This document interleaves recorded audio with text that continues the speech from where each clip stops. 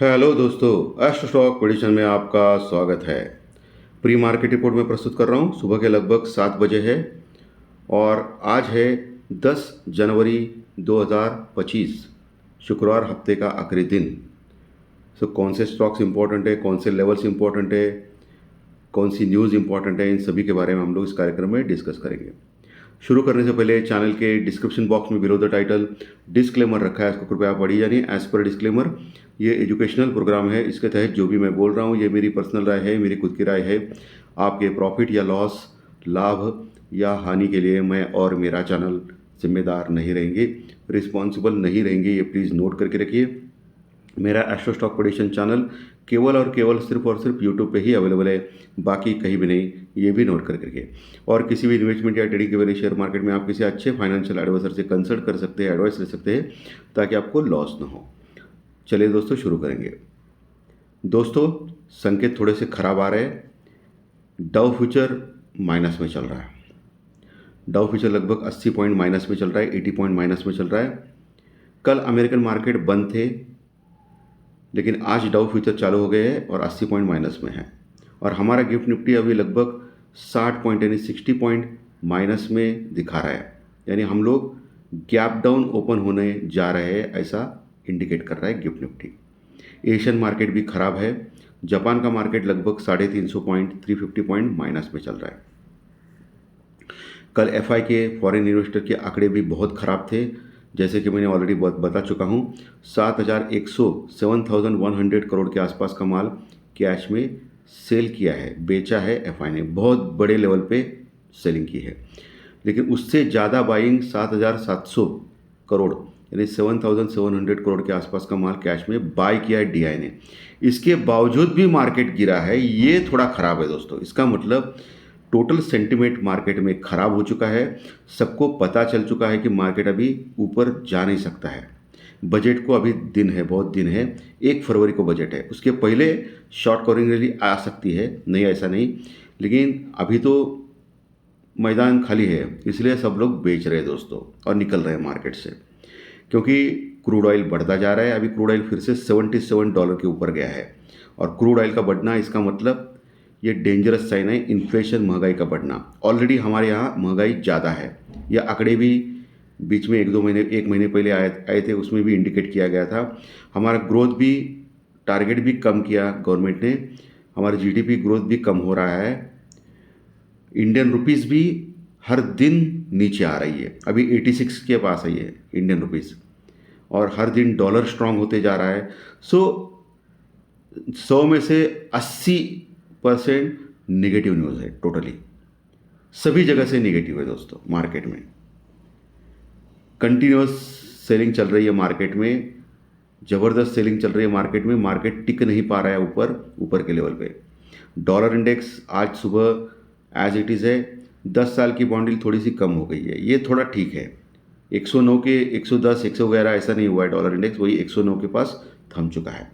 ये एक अच्छी बात है। देखना पड़ेगा ओपन होने के बाद क्या होता है। मार्केट में निरंतर सेलिंग का प्रेशर चल रहा है दोस्तों। कल निफ्टी लगभग 160 पॉइंट 160 पॉइंट माइनस में क्लोज हो गया था, 23,526 के पास, 23,526 पास। और वही बैंक निफ्टी 49,500 के पास, इंपॉर्टेंट सपोर्ट के पास क्लोज हो गया था, लगभग 330 पॉइंट 330 पॉइंट माइनस में। निफ्टी भी इंपॉर्टेंट सपोर्ट 23,500 के ऊपर क्लोज हो गया है। इंपॉर्टेंट सपोर्ट के पास है दोनों इंडेक्स। और आज का दिन मेक और ब्रेक दिन है दोस्तों मार्केट में। आज अगर पॉजिटिव क्लोज नहीं हुआ मार्केट में, तो शायद आने वाले दिनों में बहुत बड़ी गिरावट हो सकती है मार्केट में। ये आपको ध्यान में रखना है, क्योंकि कंटिन्यूस सेलिंग चल रही है मार्केट में दोस्तों। इंडिया विक्स वही है, 14.5 के पास है, लेकिन 15 के निकट है दोस्तों इंडिया विक्स। और ये भी एक खतरा है। 15 के निकट वाला इंडिया विक्स बहुत ही डेंजरस होता है, साइन होता है। तो अभी लेवल्स के बारे में बात करेंगे। लेवल्स नीचे 23,450, जहां ऑलमोस्ट खुलने की तैयारी कर रहा है निफ्टी। 23,450 इंपॉर्टेंट सपोर्ट है दोस्तों। 23,450 से लेके 550, ये जो दायरा है 100 पॉइंट का निफ्टी में, वो बहुत इंपॉर्टेंट सपोर्ट का दायरा है। 23,450 के नीचे अगर जाता है निफ्टी और टिकता है, तो बड़ी गिरावट निफ्टी में आज के सत्र में हो सकती है, जो लगभग 23,200-250 तक लेके जा सकती है, 23,200-250 तक, जहां एक बहुत बड़ा सपोर्ट है। एक डेढ़ महीने पहले हम लोगों ने वहां विजिट किया था, 23,200 180 का लो लगाया था, वहां तक लगभग जा सकता है और वो आखिरी उम्मीद रहेगी निफ्टी में। उसके नीचे गया तो फिर 23,000 22,000 कुछ भी आ सकता है आने वाले दिनों में। ओके, ये नीचे के लेवल बहुत ही आपको दिमाग में क्रिस्टल क्लियर रखने हैं। ऊपर ऊपर ज़बरदस्त कॉल राइटिंग है, हर जगह पे कॉल राइटिंग है। 23,650 भी कॉल राइटर है, 23,700 भी है, 23,750, 23,800। लेकिन बड़े कॉल राइटर जो है, जहां अच्छी कॉल राइटिंग हो गई है, जो बहुत बड़ा रजिस्टेंस वर्कआउट लेवल है, वो है 23,750 से लेके 23,850 का लेवल, 23,750 से लेके 850, ये एक बड़ा रजिस्टेंस है। और उसके ऊपर ऑलमोस्ट 24,050 तक, 24,050 तक बड़े बड़े रजिस्टेंस वर्कआउट है, जहाँ करोड़ों में कॉन्ट्रैक्ट्स है। यानी मोटा मोटी मान ले तो 23,750 से लेके 24,050, ये जो 250-300 पॉइंट का जो प्रदेश है, एरिया है, वो बड़े रजिस्टेंस से भरा हुआ है। सो इतना आसान नहीं रहेगा इसके क्रॉस करके आगे जाना, बहुत बहुत मुश्किल रहेगा इसको। इसको अगर निकालना है तो गैप अप से ही निकाल सकते हैं, 300-400 पॉइंट का गैप अप से, बीच बीच में होता है ना गैप अप नहीं तो नॉर्मल मार्केट में ये बहुत मुश्किल रहेगा ऊपर जाना है दोस्तों। बैंक निफ्टी में आते हैं। बैंक निफ्टी लगातार गिर रहा है, निफ्टी से भी बैंक निफ्टी कमज़ोर है क्योंकि एचडीएफसी बैंक नहीं चल रहा है। कल हालांकि आईसीआईसीआई बैंक स्ट्रांग था, नीचे से अच्छा बाउंस बैक किया था आईसीआईसीआई बैंक ने, सो आईसीआईसीआई बैंक चल रहा है। बैंक निफ्टी 49,500 के पास क्लोज हो गया था, 330 पॉइंट लगभग माइनस में, 330 पॉइंट माइनस में। नीचे 49,000 एक इम्पॉर्टेंट सपोर्ट है, मेक और ब्रेक। और उसके पहले 49,200 का एक एरिया आता है, जो कल वहाँ से ही लगभग सपोर्ट लेके बाउंस बैक किया था वो एक सपोर्ट है। ऊपर ऊपर क्या बोलना है दोस्तों, ऊपर 49,800 रजिस्टेंस वर्कआउट, उसके ऊपर 50,000 50,000 एक बड़ा रजिस्टेंस वर्कआउट जहाँ अच्छी कॉल राइटिंग है, उसके ऊपर 50,250, 350, 50,500, 50,500, ये सब कॉल राइटिंग के प्रदेश है। लेकिन बैंक निफ्टी में कैसा होता है, अगर बढ़ने लगा तो 1,000 पॉइंट बढ़ता है। सो 50,500 एक बहुत बड़ा रजिस्टेंस है, ये आपको ध्यान में रखना है। उसके ऊपर 51,000 तक रजिस्टेंस रुकावट है।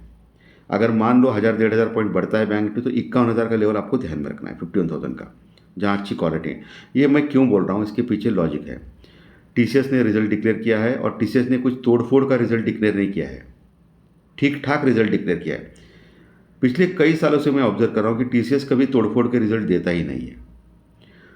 सो फिर सेलिंग आ सकती है टीसीएस में, या बाइंग भी आ गई तो बहुत मामूली बाइंग आ सकती है टीसीएस में। इसका असर आईटी के स्टॉक्स पे पड़ सकता है। आईटी के स्टॉक्स का वेटेज निफ्टी में ज़्यादा है, तो निफ्टी के ऊपर इसका असर पड़ सकता है। और निफ्टी अगर अंडर परफॉर्म कर रहा है, आईटी अगर अंडर परफॉर्म कर रहा है, तो बचा कौन सा इंडेक्स, बैंक निफ्टी, बड़ा इंडेक्स में बोल रहा हूँ। तो बैंक निफ्टी परफॉर्म कर सकता है आज के सत्र में, क्योंकि आईसीआईसीआई बैंक अच्छा लग रहा है, कल नीचे से रिकवर हो गया था। Kotak Mahindra bank already positive close हो गया था। एचडीएफसी बैंक ऑलरेडी ओवरसोल्ड है। सो मुझे लगता है कि आज बैंक निफ्टी का दिन हो सकता है। सो बैंक निफ्टी में आज अच्छी बाइंग हो सकती है, ऐसा मेरा अनुमान है, प्रेडिक्शन है दोस्तों। इसके ऊपर आपको फोकस करना है।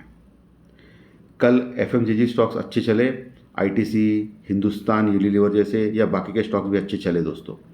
मेटल सेक्टर्स एक कंटिन्यूस सेलिंग में चल रहा है।